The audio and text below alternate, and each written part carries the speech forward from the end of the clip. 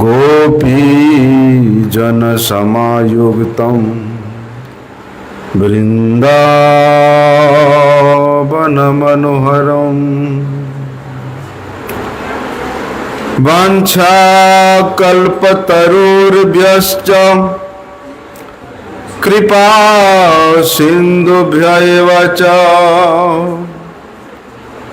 पतितानं पावनेभ्यो वैष्णवेभ्यो नमो नमः। नमो महावदन्याय कृष्ण प्रेम प्रदायते कृष्णाय कृष्ण चैतन्य नामिने गौरत्विषे नमः। नमस्ते तुहलग्राम नमस्ते मुसलायुध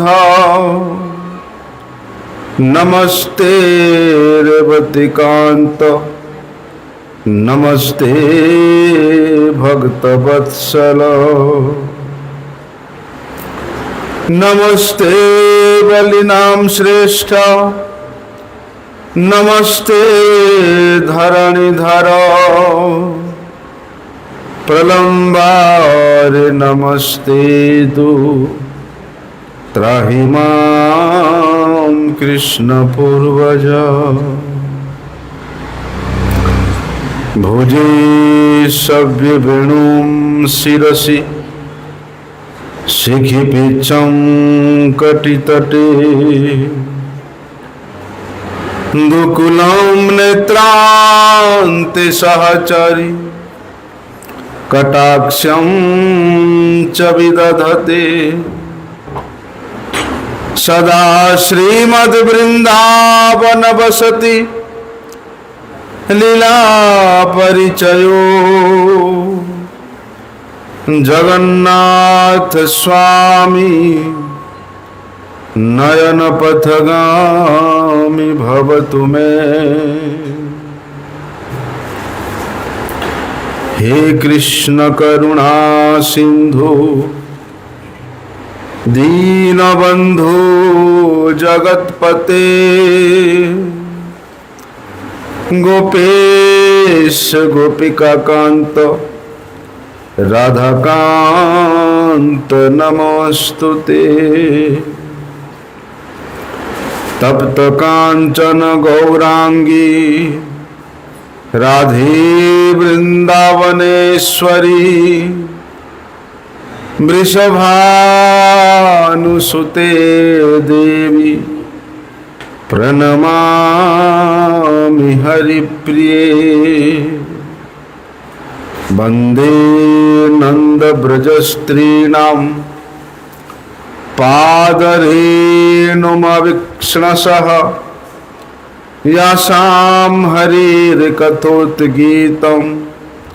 पुनाति भुवनत्रयं भक्त्या विहीनमपराधलक्ष्यै क्षिप्ताश्च कामादितरङ्गमध्ये कृपामयी त्वां शरणं प्रपन्नं वृन्दे नमस्ते चरणारविन्दम्।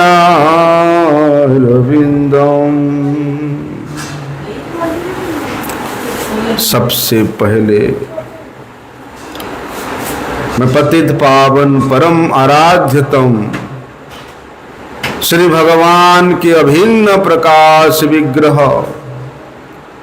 श्री भगवते ज्ञान प्रदाता श्री भगवान की सेवा में अधिकार प्रदानकारी परम करुणामय श्रील गुरुदेव के पाद पद्म में अनंत कोटि साष्टांग दंडवत प्रणाम करते हुए उनकी हेतु की कृपा प्रार्थना करता हूँ। पूजनीय वैष्णव वृंद के श्री चरणों में प्रणत होकर उनकी हेतु की कृपा प्रार्थना करता हूँ।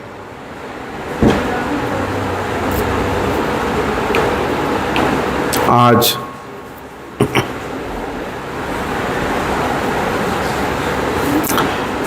विशेष सुबदा तिथि है, हरिवासर तिथि। हरि के प्रिय तिथि, भगवान के अत्यंत प्रिय तिथि है आज। इसलिए हरि के इस प्रिय तिथि में आप सभी लोग यहाँ सम्मिलित हुए हैं।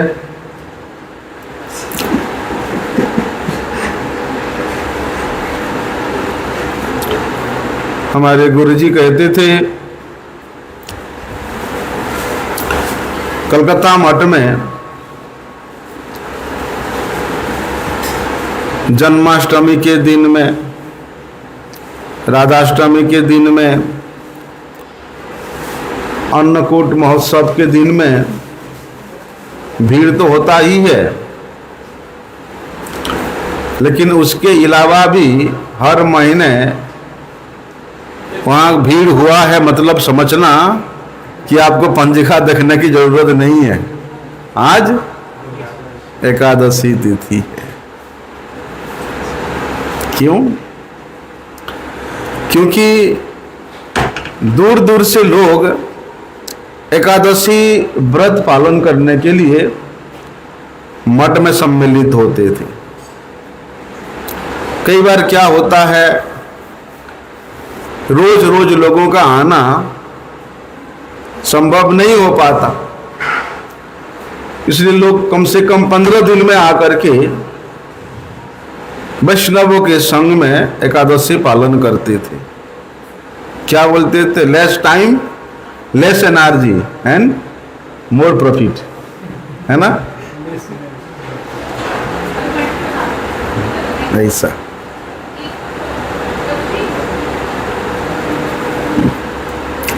देखिए, घर में बैठ करके भी भजन हो सकता है, लेकिन विशेष करके एकादशी के दिन में हम लोग धाम में जाकर के, मठ में जाकर के वैष्णवों के संग में एकादशी पालन करने से उसका बहुत अधिक लाभ होता है। अब भजन करने वाला के लिए लाभ हानि क्या है? लाभ तो यही है कि वहां अधिक रूप से भगवत स्मरण के मध्य में अपना समय व्यतीत होता है। और जो भगवत स्मरण भी होता है वो किसके साथ? वैष्णवों के साथ में होता है, गुरुजनों के साथ में होता है। लेकिन धाम किसे कहते हैं? भगवान कहते हैं कि मद्भक्ता यत्र गायन्ति तत्र तिष्ठामि नारद। अभी भगवान जहां रहते हैं, भगवान जिस स्थान पर लीला इत्यादि करते हैं, वही तो धाम है। तो भगवान कह रहे हैं कि जहां पर मेरे भक्त लोग मेरे महात्म्य का कीर्तन करते हैं, मेरे गुणगान करते हैं, बोलते मैं हमेशा वहीं पर ही विराजमान रहता हूं। देखो, इसलिए भगवान के भक्तों में जो श्रेष्ठ भक्त है श्री गुरुदेव, गुरुदेव का जो स्थान है वो भी साक्षात धाम ही है, धाम स्वरूप है। अभी हम लोग यहाँ गोवर्धन में तीर्थ आश्रम में बैठे हैं।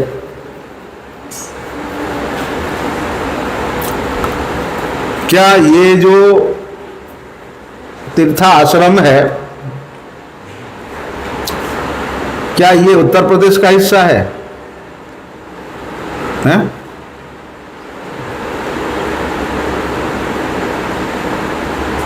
हमारे गुरु जी कहते थे, जब हम लोग पहले शुरू में वृंदावन, मथुरा, हैं, ये सब धाम का नाम सुनते थे तो सोचते थे वृंदावन जो है उत्तर प्रदेश का एक स्थान है, ऐसे सोचते थे। लेकिन जैसे हमने अपने गुरुजी के पास गया, अपने गुरुजी के मुख से, गुरुवर्गों के मुख से बोलते सुना, तब पता चला कि वृंदावन ना तो उत्तर प्रदेश का हिस्सा है, ना भारत का हिस्सा है।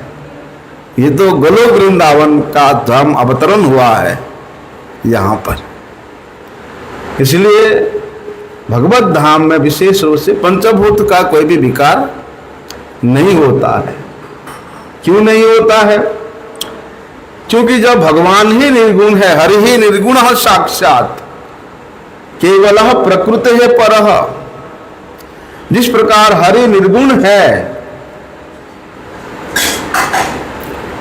किसी प्रकार के कोई प्राकृतिक गुण उनको अपने आयत्त में नहीं कर सकता है, वरम इस अनंत विश्व ब्रह्मांड का जितना भी गुण है वो सब भगवान के नखाग्र का एक छटा मात्र है।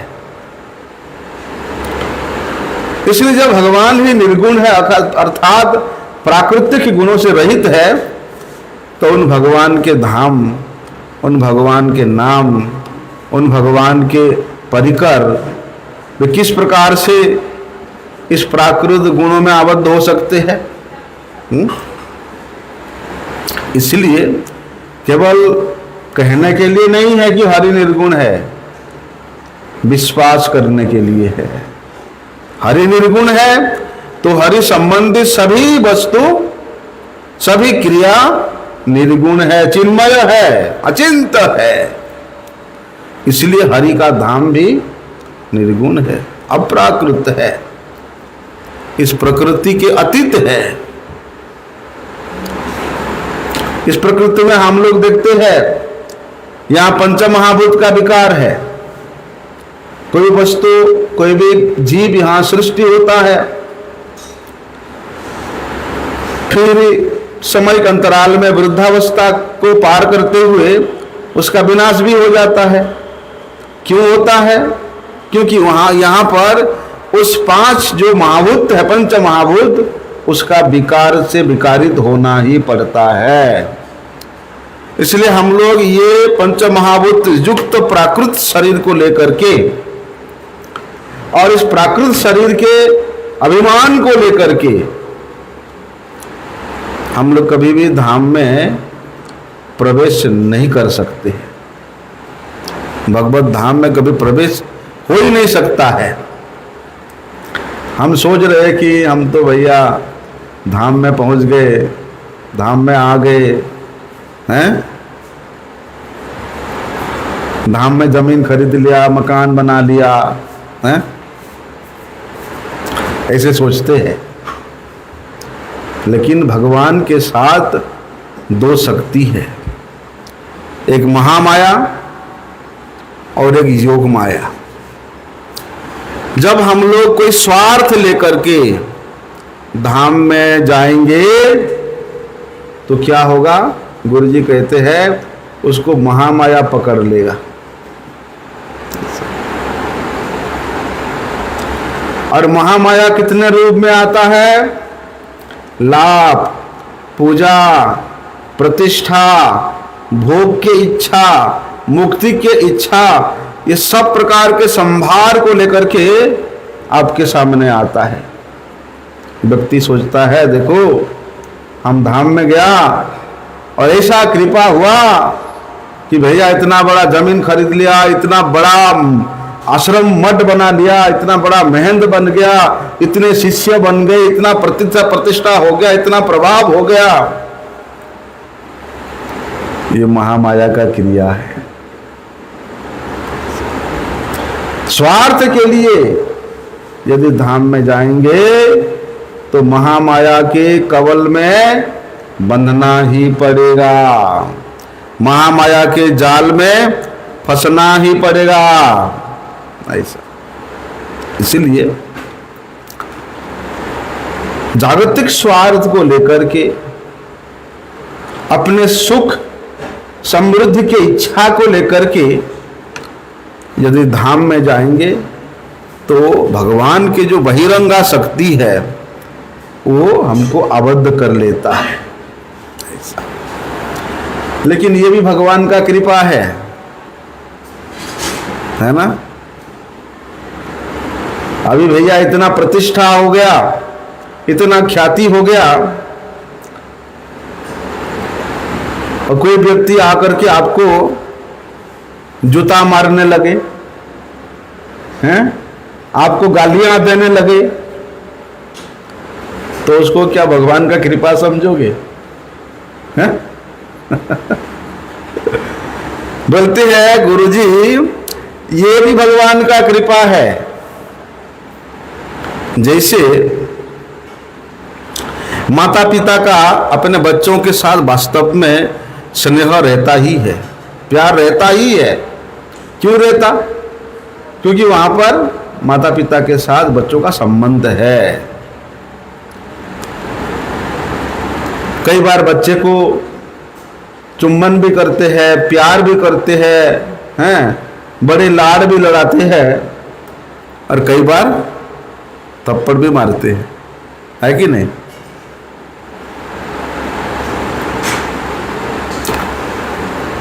लेकिन वो थप्पड़ मारना भी प्यार है ना? है कि नहीं? माता पिता का बच्चे को थप्पड़ मारना भी प्यार है। इसी प्रकार भगवान भी सभी जीवों के प्रति प्यार करते हैं, चुन चुन करके नहीं करते। भगवान अपने शुद्ध भक्तों के माध्यम से, भगवान अपनी योग माया शक्ति अर्थात अंतरंगा शक्ति के माध्यम से हमें प्यार करते हैं। लेकिन भगवान के उस दुलार को, उस प्यार को हम लोग नहीं समझ पाते हैं, और कई बार महामाया के रूप में उसको थप्पड़ भी लगाते हैं। चल तुझे ज्यादा प्रतिष्ठा मिल गया, ज्यादा सम्मान मिल गया, अब तेरे प्रतिष्ठा के अभिमान को चूर्ण करने के लिए किसी ना किसी प्रकार से, कहीं ना कहीं से उसको कलंकित करके थप्पड़ भी मार देते हैं।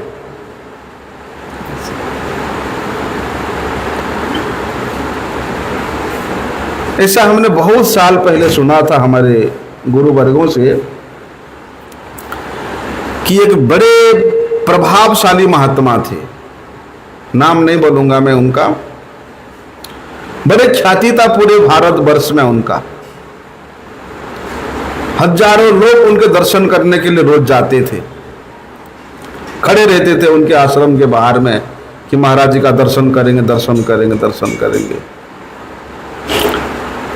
महात्मा जी देखते हैं इतना ख्याति हो गया, लोग सुबह से रात 2 बजे आके लग जाते हैं दर्शन करने के लिए।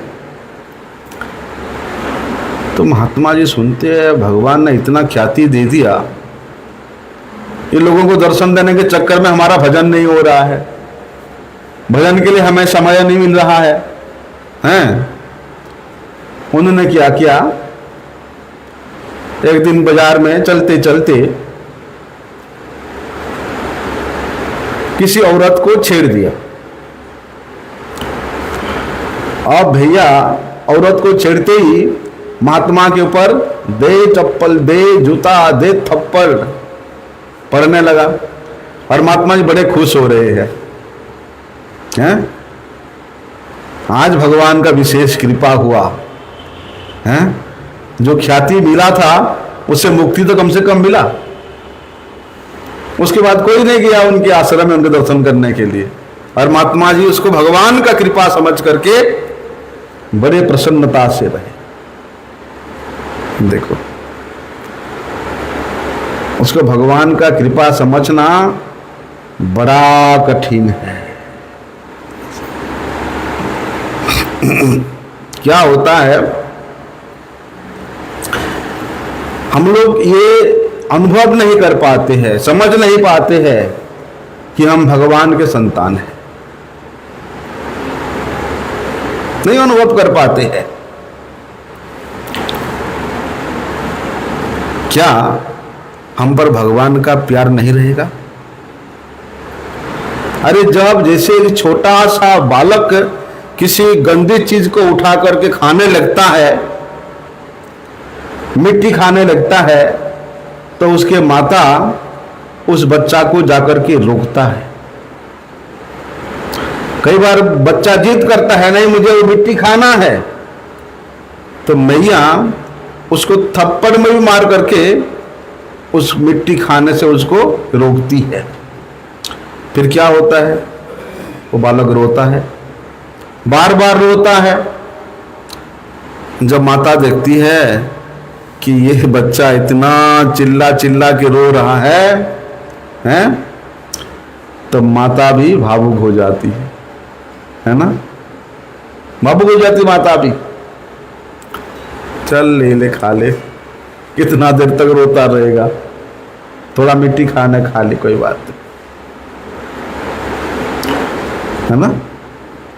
खिलाता है बोलता नहीं खिलाता बोलते माता भी भावुक होकर के रोने लगती है। माता जानती है कि उस गंदी चीज, उस मिट्टी धूल खाने से मेरा संतान, मेरा बच्चा बीमार पड़ जाएगा। लेकिन बच्चा कितना भी रोए, उसके भाव में भावुक होकर के माता भले ही रोने लगे, लेकिन उस गंदी चीज से बच्चा को दूर ही रखता है। इसी प्रकार गुरु जी कहते हैं भगवान का भी अपने भक्तों के प्रति ऐसा दुबला भाव आ जाता है।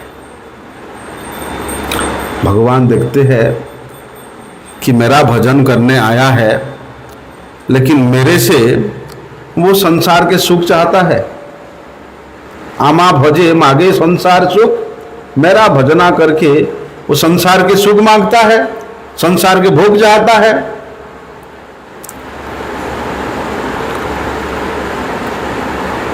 कई बार क्या होता है, भगवान तो वैसे कहते हैं आमी विज्ञ मूर्खे के न बीस दीवो, मैं तो पंडित हूं, मैं तो विज्ञ हूं, लेकिन वो तो मूर्ख है, उसको मैं जानबूझकर कैसे दे दूं। लेकिन जीव जब भगवान को भूल जाता है, भगवान के संबंध को भूल जाता है, भगवान के प्रति अपने कर्तव्य को भूल जाता है और भगवान से वो सुख चाहता है, तो उसके सुख के अनुसार उस जीव को, उस बद्ध जीव को अनेक जोनियों में भ्रमण कराते हैं। कुकर सुकर जोनी में जितना भोग है, जा भोग करने का इच्छा है।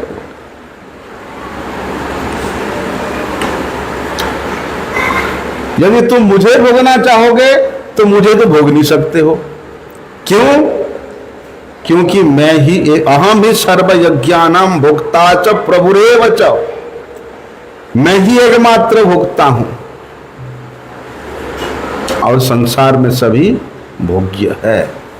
इसलिए मुझे भोगने के लिए प्रयास करोगे वो तो असंभव है। संसार भोगना चाहते हो तो जाओ भोग के देखो। महाराज नारद जी का भी इच्छा हुआ था, भगवान हमें भी तो थोड़ा संसार का भोग कराओ, आपका क्या माया है, हमें भी दर्शन कराओ। ये तो आप लोग जानते हैं। नारद जी जैसा परम रसिक, परम विद्वान और भगवान के प्रियजन इस प्रकार भ्रमित हो सकते हैं, तो हम किस खेत के मूली हैं?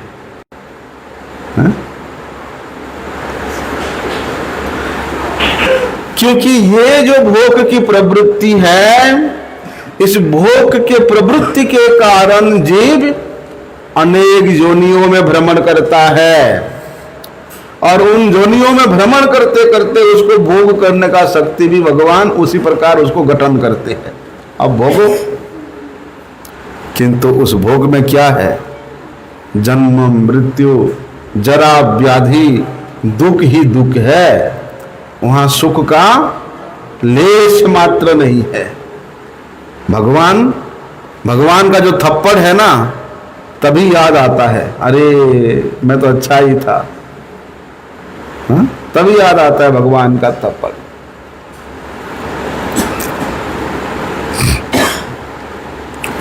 इसलिए स्वयं भगवान उनका स्वरूप है। भगवान का स्वयं रूप है, उनके नाम का रूप है, उनके धाम का रूप है, उनके लीला का प्रत्येक वस्तु चिन्मय होने के कारण प्रत्येक वस्तु का स्वरूप है। भले ही मायावादी लोग इतना कहे कि वो निर्विकार है, निर्विशेष है, निशक्तिक है, बोलते वे सब महामूर्ख लोग हैं।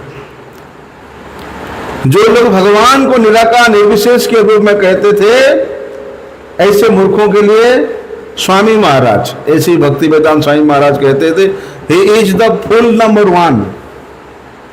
वे एक नंबर का मूर्ख है।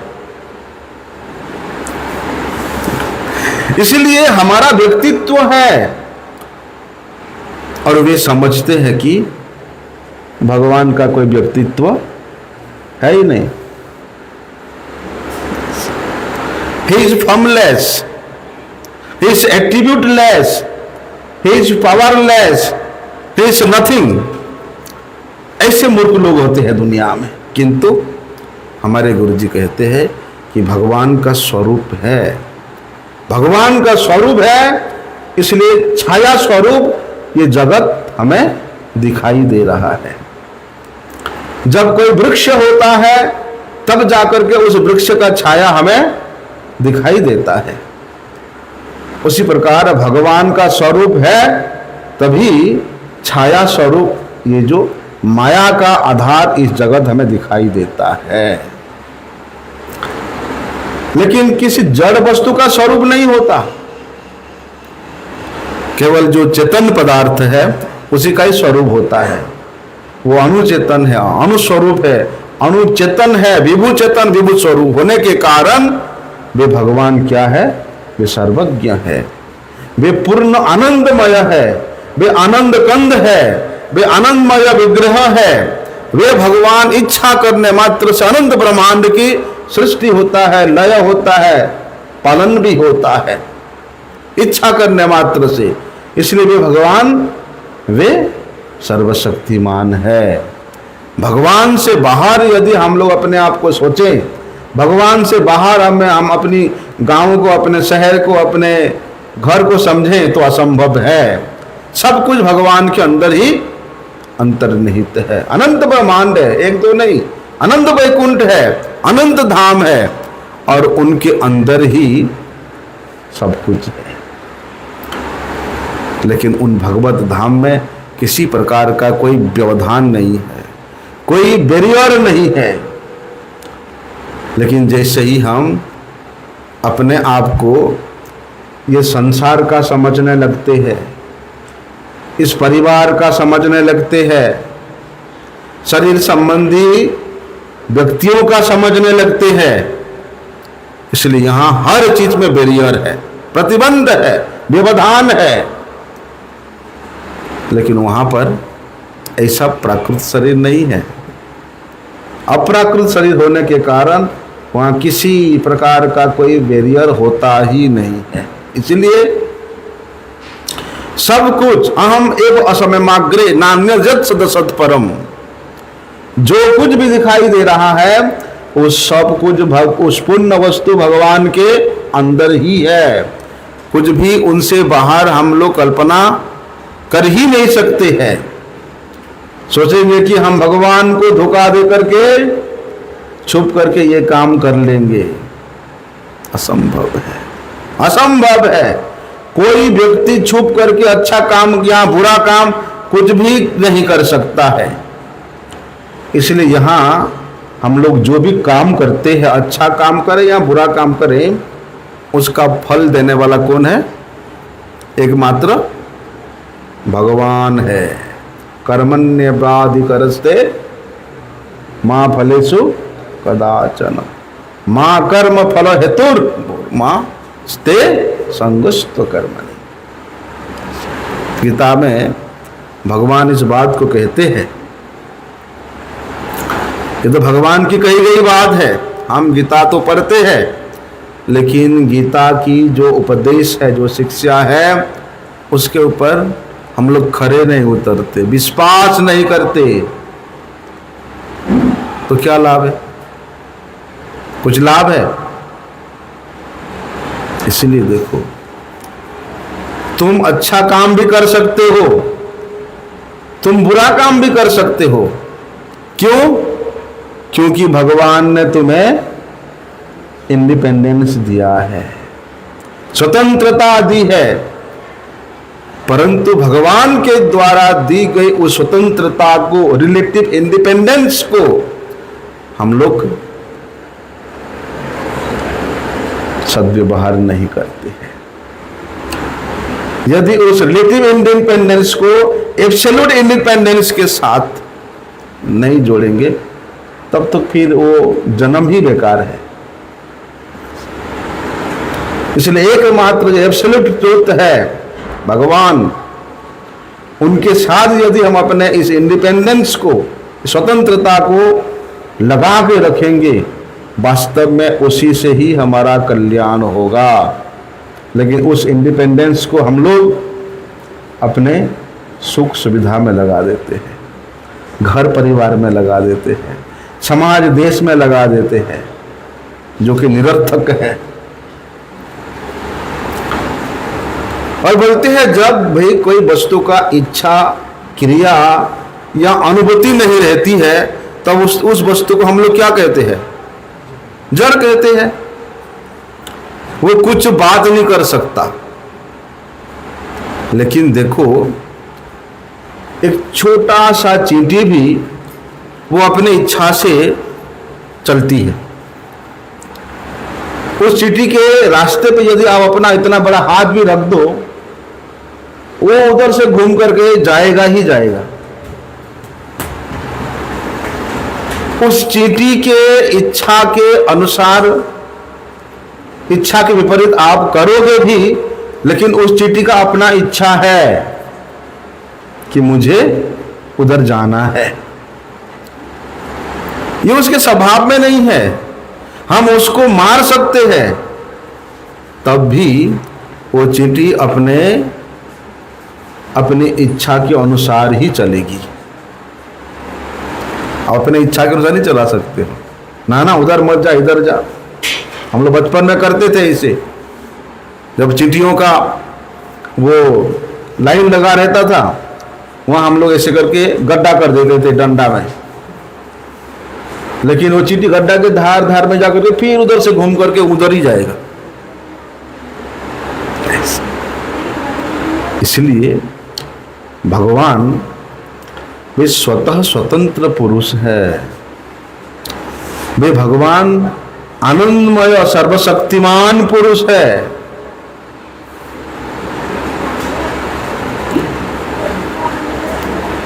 इसलिए आनंद कैन टेक इमिटेटिव।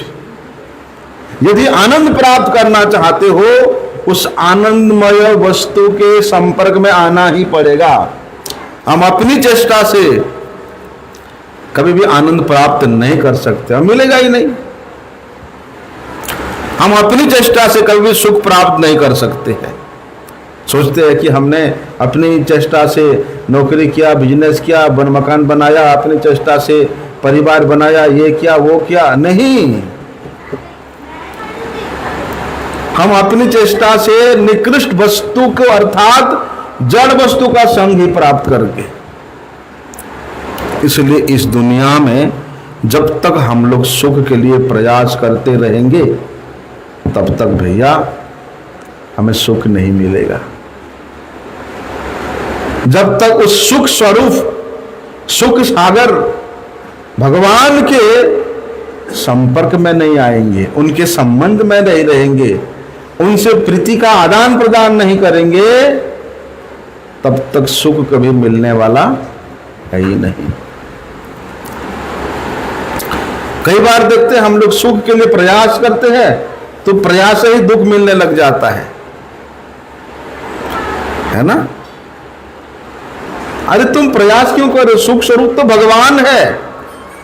अरे वे भगवान किसी के अधीन नहीं है कि तुम अपने अपने धन से, अपने दौलत से, अपने विद्वता से, अपने पांडित्यता से, अपने प्रभाव से उस सुख स्वरूप भगवान को अधीन कर लोगे। व्यक्ति सोचता है कि मेरे पास करोड़ों रुपया है, 2-4 करोड़ रुपया दे करके मुझे सुख मिल जाएगा। नहीं मिलेगा। जब तक सुख स्वरूप भगवान के चरण में आत्मसमर्पण नहीं करोगे, आनंद आप कभी प्राप्त नहीं कर सकते। सुख की कृपा होगी तभी तो सुख मिलेगा, आनंद की कृपा होगी तभी तो आनंद मिलेगा। दूसरा कोई पथ है, दूसरा कोई मार्ग है ही नहीं। जहां पर व्यक्ति की सुख के विषय में कोई समझ ही नहीं है, कोई जान पहचान ही नहीं है, तो ये व्यक्ति उस सुख स्वरूप भगवान के चरणों में शरणागति नहीं हो सकता। इसलिए उन सुख स्वरूप भगवान को जानने के लिए हमें जो उस सुख को प्राप्त किया है, जिन्होंने उन भगवान को प्राप्त किया है, ऐसे वैष्णवों के, ऐसे संतों के चरण में हमें शरणागत होना पड़ेगा। हमारे गुरुजी कहते थे कि तस्माद् इदं जगत अशेषम असत् स्वरूपम सपना भ्रमं तदिशनम पुरु दुख दुखम तयैव नित्य शोक बदतना बनन्ते माया त उद्यदपि यत् सद्भाव भाति। ब्रह्मा जी की वाणी है। ब्रह्मा जी कहते हैं केवल ये पृथ्वी का ही अस्तित्व है ऐसे बात नहीं है, बल्कि असीम अनंत ब्रह्मांड है, किंतु असत स्वरूप है, अनित्य है। ये पृथ्वी तो उस अनंत ब्रह्मांड के समक्ष एक छोटे से बिंदु के मापिक है, छोटे से बिंदु के मापिक भी नहीं है। उसी मात्रा में भी आप उसको, इस पृथ्वी को गणना नहीं कर सकते हो। असत स्वरूपम, जो कुछ दिखाई दे रहा है वो क्या है? असत मतलब स्वप्न है, वो स्वप्नों के भांति है। और स्वप्न ये मन की कोई कल्पना नहीं है। जो स्वप्न देखता है वो सोचता है कि मैं वास्तव में देख रहा हूं। सपने टूटने पर पता चलता है, अरे मैं तो सपना देख रहा था, है ना। हमारे गुरुजी कहते थे, हमारे देहरादून मठ में एक सज्जन व्यक्ति बंगाल से मठ में आया और मठ इंचार्ज ने उनको एक कमरा दिया। अब रात को सोते समय वो सज्जन व्यक्ति चिल्ला रहा है, अरे आमी तो डूबे गेलाम, जोले डूबे गेছি, जोबे डुले गेलाम, मैं डूब गया डूब गया डूब गया, बचाओ बचाओ, चिल्ला रहे रात को। इतना जोर से चिल्ला रहा है। आसपास में और भी मठवासियों के कमरे हैं, सब लोग भाग भाग के आकर के उसको उठाए। सोचते अभी डूब गया अब चिल्ला रहे, कहां से पानी आ गया भाई मठ में, कौन है, हैं? सभी लोग उस कमरे की ओर दौड़े और जाकर के देखते हैं वो व्यक्ति तभी तक चिल्ला रहे हैं, डूब गया बचा लो बचा लो। मठवासियों ने जाके पूछा, अरे भाई कौन डूब गया, कहां डूब गया? वो बोलते हैं नाव पलट गया, मैं डूब गया। अभी तक बात कर रहा है। तो ब्रह्मचारी से, नाव कहाँ है भाई, तू तो हमारे मठ के कमरे में सो रहा है। तो वो व्यक्ति, अरे मैं तो सपना देख रहा था। हा? सुना गुरुजी बोलते थे इस बात को। तो देखो, जब तक वो व्यक्ति सपना देख रहा है तब तक उसको वास्तविक प्रतीत हो रहा है। कई बार सपने में ऐसा होता है, हम लोग कहीं रास्ते में जा रहे हैं और पीछे से एक शेर आया और शेर जोर से भाग रहा है हमें पकड़ने के लिए। हम भी भाग रहे हैं, लेकिन भागने का प्रयास कर रहे हैं, लेकिन हमारे आगे भाग ही नहीं पा रहे हैं, हमारे पांव आगे जा ही नहीं रहा है। और इतने में इतना भय है, इतना डर है कि वो सपने में व्यक्ति अनुभव करता है कि डर क्या चीज होता है ना। ऐसे ही जब तक सपना देख रहा है तब तक वो सपना उसको वास्तविक प्रतीत होता है। उसी प्रकार ये संसार में अभी जो कुछ हम लोग देख रहे हैं हमको वास्तविक प्रतीत हो रहा है, मेरा है, हमारा है, ऐसा वास्तविक प्रतीत होता है। किंतु जब सपना टूट जाएगा, जो भी देख रहा था सब कुछ झूठ है, सब झूठ है। रिश्ते, नाते, धन, दौलत, मान, सम्मान, प्रतिष्ठा, सब के सब झूठा है। देवी हे सा गुणमयी मम माया दुरत्यया माम एवं बोल जे प्रपद्यन्ते मायाम एताम तरन्ति ते। भैया इस माया को पार करना बड़ा मुश्किल है, असंभव है। लेकिन भगवान कहते हैं जो व्यक्ति मेरे चरणों की शरण में होगा मैं उस व्यक्ति का उद्धार करूंगा। किसका उद्धार करेंगे? जो केवल मात्र शरण में होगा। जो शरण में नहीं होगा उसको माया से पार नहीं मिल सकता। उसके माया के बंधन में, माया के कारागार में ही रहना पड़ेगा, माया में फंस करके ही रहना पड़ेगा। मुंह से तो बोल दिया लेकिन भीतर से विश्वास नहीं है, हृदय से विश्वास नहीं है, भगवान का आश्रय नहीं लिया तो हमें अनुभव नहीं होगा कि असत है, ये सपना है, ये अनित्य है। हमें अनुभव नहीं होगा, बस उसी में ही हम लोग आनंद, उसी में ही सुख ढूंढते रहेंगे। बोलते हैं ना, जो गुण रहने से कोई एक वस्तु का अनुभव होता है उस गुण उसमें होना चाहिए।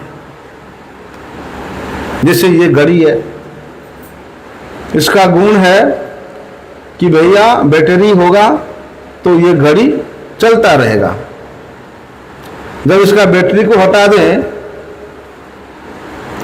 तो इसमें समय का अनुभव होगा? नहीं होगा। तो इसका गुण क्या है? घड़ी का बैटरी है। उसी प्रकार कोई वस्तु का गुण है तब जाकर के उसमें गुण रहने का अनुभव होता है।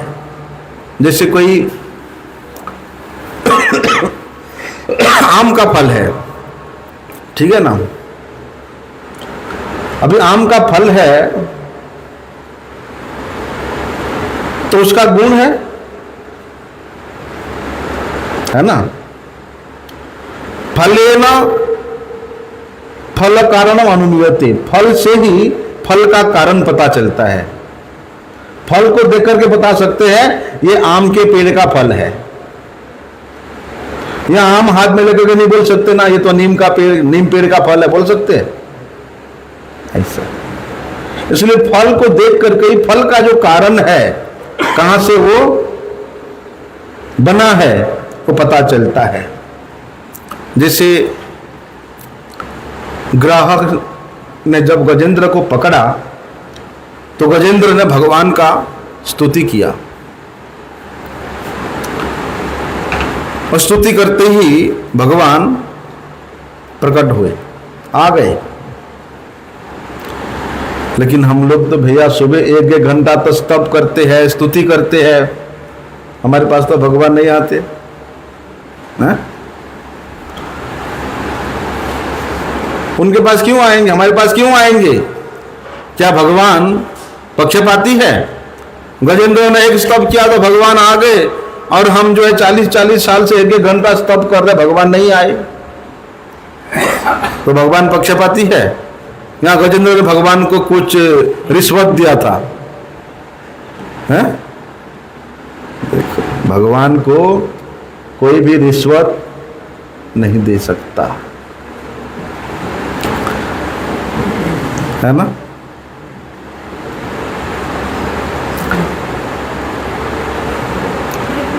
अभी जो वस्तु आप भगवान को रिश्वत दोगे, वो वस्तु भी तो भगवान है, और जो देने वाला वो भी तो भगवान का है। तो दियम वस्तु तुभ्यमेव समर्पयेत। ये हो सकते, भगवान आपकी वस्तु है, इसलिए आपके सुख के निमित्त मैं समर्पण कर रहा हूं, ये हो सकता है। नहीं नहीं, हमने इतना पैसे कमाया तो हमने आपको ये 1 लाख रुपया दिया। अरे तुम्हारा क्या समर्थ है देने के लिए, हैं? वो तो भगवान का है और तुम स्वयं भगवान के हो, ये भाव होना चाहिए। लेकिन भगवान को रिश्वत दे करके कोई भगवान को अपना कर ले असंभव है। एकमात्र निष्कपट शरणागत के द्वारा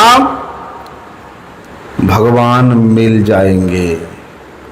कपटता पूर्ण आचरण करके, अपना वैभव दिखा करके, अपना प्रतिष्ठा दिखा करके, अपने साधुता दिखा करके आप कभी भगवान को नहीं प्राप्त कर सकते हो। भगवान कहते हैं कि समो अहम सर्वभूतेषु न द्वेषो अस्ति न प्रियः। भगवान कहते हैं कि भैया मैं सबके लिए समान हूं, कोई भी मेरा प्रिय या कोई मेरा शत्रु ऐसा नहीं है। शत्रु मित्रे च, और कहते हैं जे भजन्ति तुमाम भक्त्या मयि ते तेषु चापि अहम। लेकिन भैया जो व्यक्ति भक्ति के द्वारा मेरा सेवा करता है, जो अनन्य रूप से मेरा ही चिंतन करता है, अनन्य चिंतयन्तो माम ये जना पर्युपासते तेषाम नित्य अभियुक्ता नाम। उसका रोजी रोटी का इंतजाम मैं ही कर देता हूं, उसका हर समस्या का समाधान मैं ही कर देता हूं, हो जाएगा। लेकिन भैया संसार में बहुत कष्ट है, चाहे संसार में रहे, चाहे मठ में रहे, चाहे किसी निर्जन स्थान, किसी भजन कुटीर में रहे, कहीं भी रहे, जब तक भगवान के प्रति शरणागति नहीं है तब तक भगवान उसके हृदय में आविर्भूत नहीं होंगे।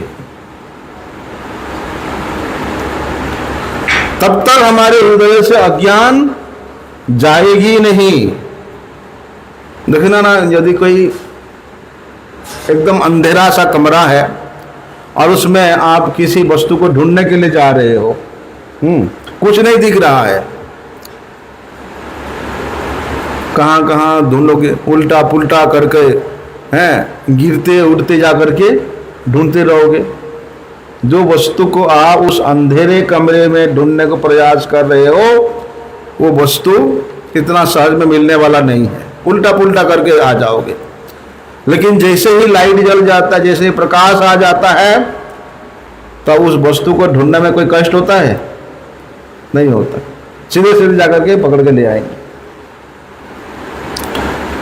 इसलिए फल के द्वारा ही फल का क्या कारण है वो पता चल जाता है, अनुमान हो जाता है।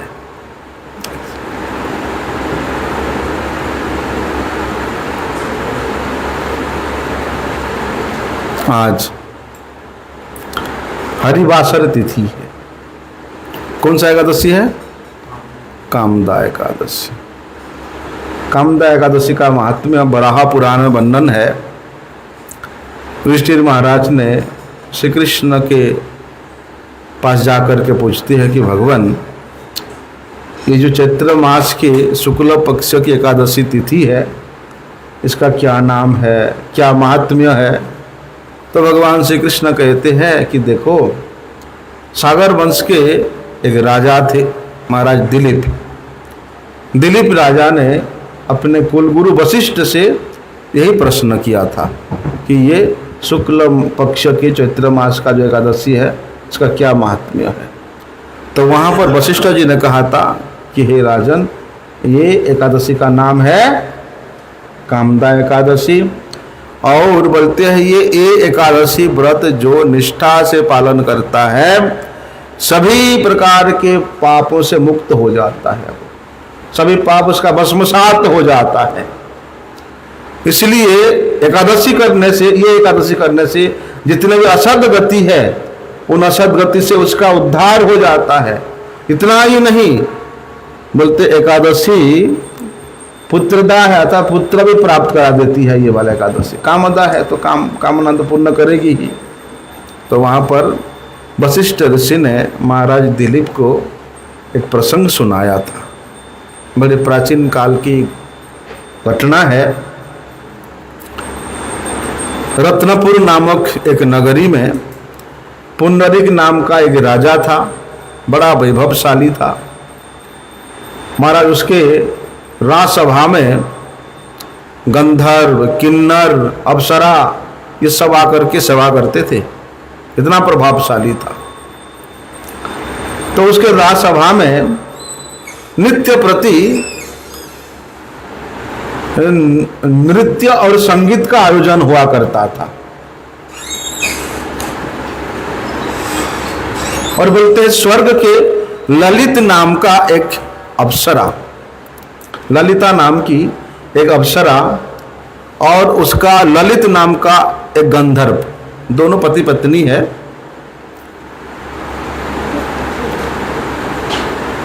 पति पत्नी तो नहीं थे, लेकिन वो अप्सरा भी वहां नृत्य करती थी और वो गंधर्व भी वहां नृत्य करता था।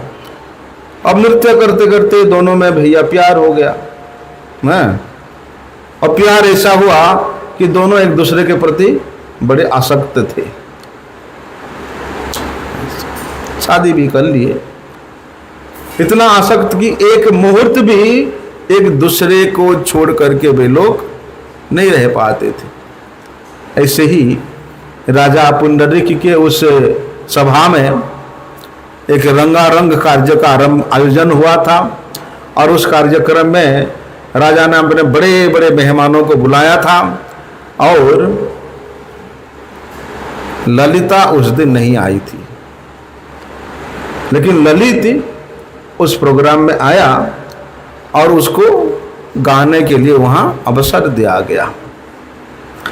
लेकिन ऐसे गा रहा था उस दिन ललित गंधर्व कि उसका मन ही नहीं लग रहा था, बार बार उसके स्वर में ताल भंग हो रहा है।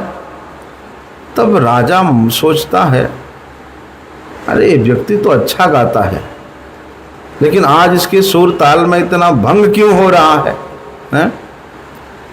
उतनी में उस राजसभा में एक करकुटक नाम का नाग था। उस नाग ने समझ गया कि ललित के मन में क्या चल रहा है, और उसने चुपके से जाके राजा को बोल दिया कि महाराज, ये जो ललित जो गा रहा है गंधर्व, ये हमेशा अपनी पत्नी को याद करते करते गा रहा है, इसलिए इसके स्वर में ताल में भंग हो रहा है। अब राजा तो भैया सुनते ही उसने सोचा कि मेरे राजसभा में मेरे मेहमानों के बीच में ये इसे उल्टा पुल्टा गा करके मेरा अपमान कर रहा है। इसलिए क्रोधित होकर के राजा ने उस ललित नामक गंधर्व को अभिशाप दे दिया कि मूर्ख, जा नरमांस खाने वाले तो राक्षस बन जा। उसी समय ललित ने राक्षस बन गया। अब भैया उनके ऐसे भयंकर मूर्ति को देख करके ललिता बड़ी दुखी हुई और चिंता करने लगी, अब मैं क्या करूं। एक दिन वो ललित को लेकर के वन में चली गई। घूमते घूमते उसने विंध्य पर्वत पर जा, जो चोटी पर श्रृंगी ऋषि का आश्रम है, वहां पहुंची और श्रृंगी ऋषि को प्रणाम करके उनके पास बैठ गई। ललिता को देख करके श्रृंगी ऋषि पूछती है, तुम कौन हो, कहां से आए हो और तुम्हारा यहाँ आगमन का क्या कारण है? तब ललिता कहती है कि हे भगवान, मैं अप्सरा हूँ और मेरा विवाह अति सुंदर गंधर्व ललित से हुआ था, लेकिन देव के कारण पुंडरीक राजा ने मेरे पति को अभिशाप दे दिया और फलस्वरूप आज वह इस प्रकार भयंकर रूप लेकर के मेरे साथ घूम रहा है। आप मुझे इस अभिशाप से किस प्रकार से मुक्ति मिलेगा, हे भगवान कुछ उपाय बताइए। तब श्रृंग ऋषि कहते हैं एक उपाय हो सकता है, यदि तुम ये चैत्र मास के शुक्ल पक्ष के एकादशी व्रत शास्त्र के विधि के अनुसार पालन करो और उस व्रत के पुण्य फल को अपने पति को दान कर दो, तब जाकर के वे इस श्राप से मुक्ति मिल सकता है। अब भैया ललिता ने श्रृंगी ऋषि के बात को सुन करके उसने बड़े उत्साह से एकादशी व्रत पालन किया और उसके दूसरे दिन बड़े निष्ठा के व्रत पालन करने के बाद मुनि के पास जाकर के कहता है कि हे भगवान, मैंने इस व्रत का फल अपने पति को दे रही हूँ। देते ही उसी समय ललित नाम का जो गंधर्व है, जो राक्षस बना हुआ था, सुंदर हो गया, पुनः जैसे शरीर था उस प्रकार शरीर प्राप्त किया और दोनों पति पत्नी पुनः आनंद में रहने लगे। तो गुरु जी कहते हैं क्या एकादशी व्रत का यही फल है? ये तो एक कर्मकांड का फल श्रुति है। तो गुरुजी कहते थे, हमारे गुरुजी एक बार हैदराबाद मठ में कहा था, क्योंकि हमारे गुरुजी के किसी गुरु भाई ने इस महात्म्यों को दे करके एकादशी महात्म्य नाम का एक पुस्तक छपवाया था।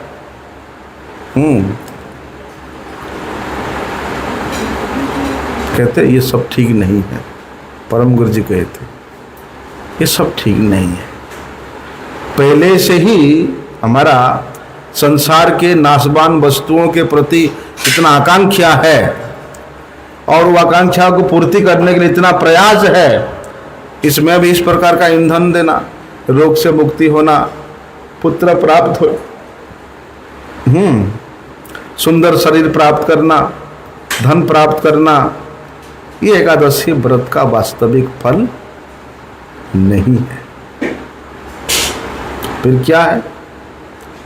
बोलते जुगुप्सितम धर्म कृतानुशासतः स्वभाव रक्तस्य महान व्यतिक्रमः यद्वाक्य तो धर्म इति तरह स्थितो न मन्यते तस्य निवारणम जनः। कि भैया भगवान के लिए अपने समस्त वस्तुओं को अर्पण करो, उनके प्रीति के लिए उनके महात्म्य का कीर्तन करो, भगवान के निमित्त सर्वस्व त्याग करो, तब जाकर के बोलते हैं इस एकादशी व्रत परमानंद स्वरूप भगवान की प्राप्ति के लिए है, यह अनुभव होगा, अन्यथा नहीं। भगवान के चरणों में भक्ति प्राप्त करने के लिए करो, मति प्राप्त करने के लिए करो। ये सब राक्षस बन गया था और व्रत किया तो उसको अच्छा शरीर मिल गया। अच्छा शरीर मिलने से बहुत आनंद में रहेंगे, विषय भोग करेंगे। कितने दिन भोग करोगे? ये सृष्टि में बोलते सत्यलोक पर्यंत सभी महाप्रलय में एक दिन नष्ट हो जाएगा। क्षीणे पुण्य मर्त्य लोकम विसंति। कामना वासना से ये आवागमन गतागति रहती ही है। वास्तव समाधान कब होगा? वास्तव समाधान तब होगा जब उस पूर्णानंद स्वरूप भगवान हमारे हृदय में प्रकाशित हो जाएंगे। उसके लिए क्या करना है? आनंद स्वरूप के साथ हमारा संबंध होना चाहिए। कैसा रहे होगा संबंध? हमारे गुरुजी के माध्यम से हमें वो संबंध पता चलता है, गुरुजी के माध्यम से वो संबंध जाना जाता है। इसलिए गुरुजी हमारा भगवान के साथ संबंध स्थापन कराएंगे। कब कराएंगे? जब स्वयं दीक्षा काले भक्त करे आत्मसमर्पण। सही काले कृष्ण तारे करे आत्मसम। सही देह करे तार चिदानंदामय। अपराकृत देहे कृष्ण चरण भय। जब शिष्य वास्तव में एक शुद्ध भक्त के चरणों में शरणागत होकर के दीक्षा लेते हैं,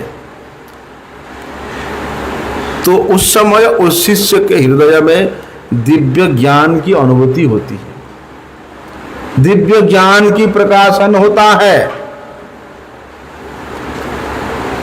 आत्मसमर्पण कहां होगा? है? कहां पर होगा? भगवान तो दिखाई नहीं देंगे, है? इसलिए आत्मसमर्पण सद्गुरु में होगा। मैंने बाहर से तो सद्गुरु का चरणाश्रय किया, लेकिन गुरु के चरणों में शरणागत नहीं हुआ। इसलिए बोलते हैं कि तद विज्ञानार्थम स गुरु में वह अभिगच्छेत समित पाणि श्रोत्रियम ब्रह्मनिष्ठम। वही व्यक्ति गुरु होना चाहिए, या उसी महत जन जो कि सभी प्रकार के स्मृति और शास्त्र से पारंगत हो और जो भगवत साक्षात्कार प्राप्त हो।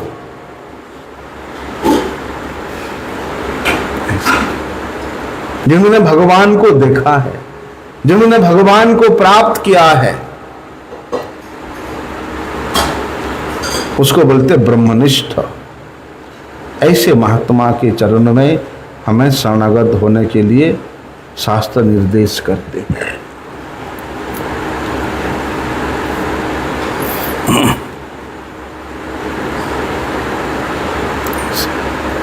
आज एकादशी तिथि है और हमारे गुरुजी का निर्देश यही है कि भैया केवल और केवल भगवान के प्रसन्नता के निमित्त ही एकादशी व्रत पालन करना चाहिए। भगवत प्रीत्यर्थम, भगवत प्रीति के उद्देश्य से ही एकादशी व्रत पालनीय होना चाहिए। वांछा कल्पतरुभ्यश्च कृपा सिंधु पतितानां पावनेभ्यो वैष्णवेभ्यो नमो।